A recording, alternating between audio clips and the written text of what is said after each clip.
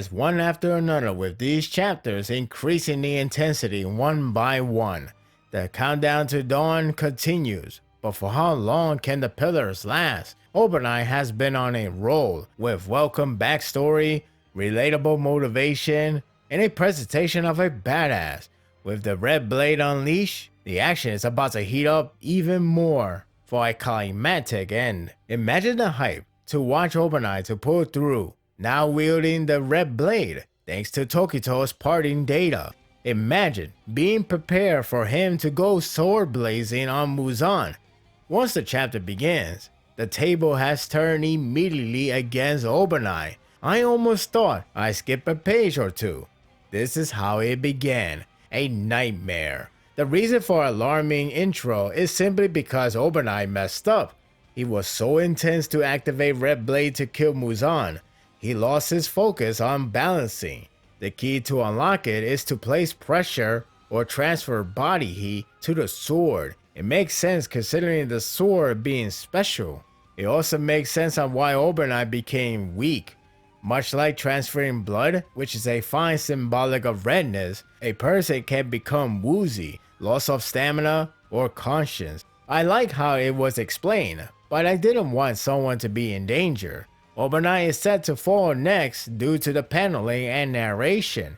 Much like any other character, I combine the chances of death or at least critical damage. Who says Sanemi doesn't care when he's the one to cry out for him? It's an unnerving moment with OpenEye, trying to move to make up for Kanroji. I failed to mention last time that it's a shame Kanroji wasn't there with the cat spreading the antidote. Yushiro isn't there yet, so she remains out of action. It would be too late with OpenEye taking the fall. Fortunately, that's not the case. Giyu tried to save him, but he was too late. However, OpenEye apparently can float now.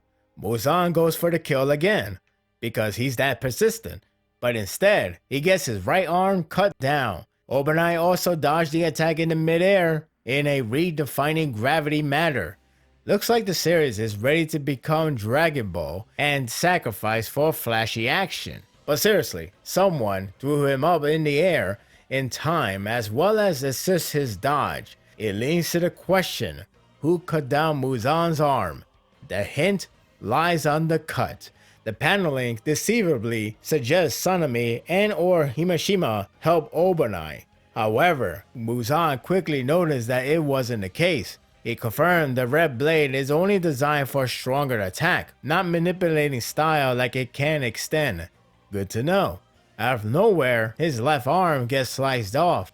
He then noticed the cut is unusual, some kind of rickety effect. The moment I saw the blade in that panel, the excitement level grew tremendously. I got to credit Muzan for being very thoughtful on his surroundings and threats. He calculated everything and eliminated the least possibilities. Once he picks up the air parting, he attacks forward.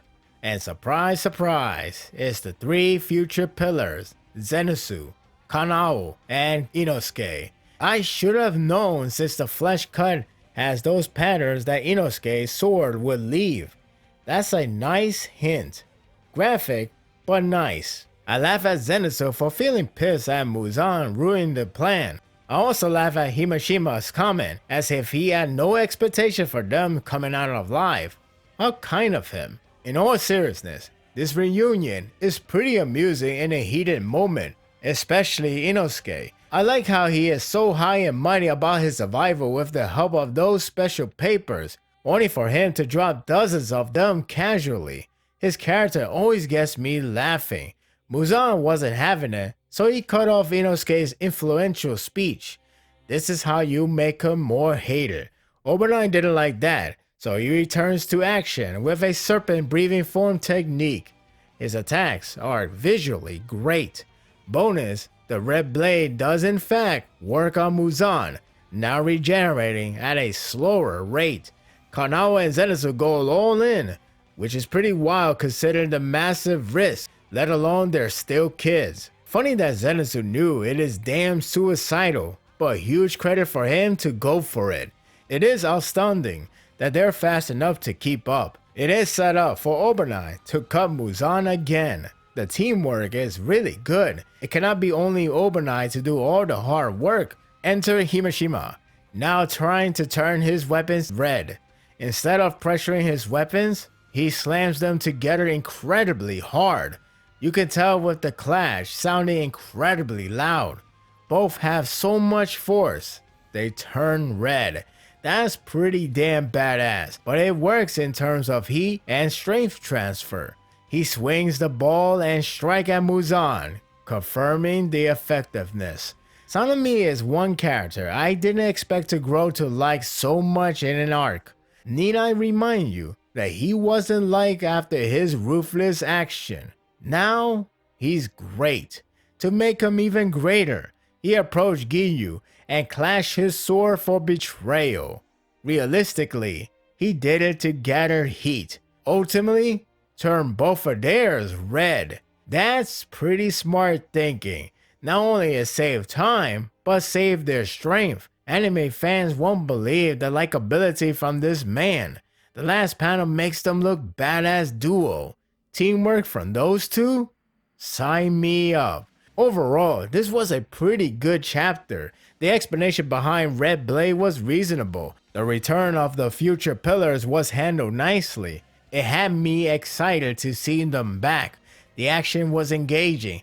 A lot of cool moments, including Obanai's serpent-breathing forms. The art is solid. The setup for the next chapter looks promising with an unexpected team. They have an hour and 3 minutes left. For them, that means more time to play, and for us, more time to enjoy. And that will do it for the review. I hope you enjoyed this one. Now we just have to wait for Tanjiro to wake up and Nezuko to arrive. For now, I'm enjoying every last part of it.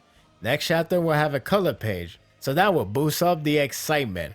Can't wait for the next chapter. What do you think of this chapter? Share your thoughts in the comment section. If you like this and want more of this, subscribe to my channel and my world will be yours to stay. Until next time, take care.